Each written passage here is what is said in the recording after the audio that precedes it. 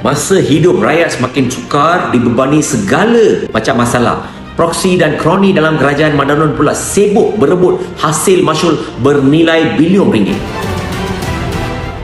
Isu mafia korporat yang tengah panas sekarang ini boleh menjadi bara berbahaya jika terus dibiarkan tanpa sebarang penyelesaian tuntas.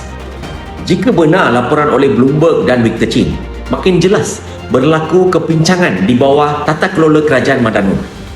Apatah lagi bila isu ini melibatkan proksi orang paling berkuasa di Malaysia, termasuk juga agensi penguasaan dalam kerajaan dan tender melibatkan duit rakyat sebanyak 2.4 bilion ringgit.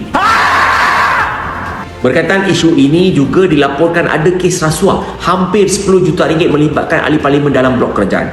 Satu lagi Anasir cakap tak serupa bikin. Selepas kes pound sterling melibatkan Setpol Kanan dalam pejabat PMX.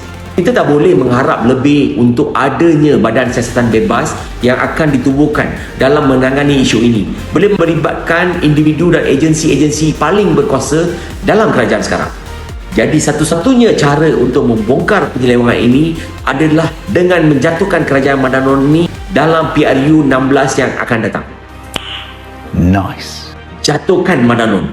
Lepas tu kita kasih selongkar habis semua kebejatan yang mereka buat selama ini.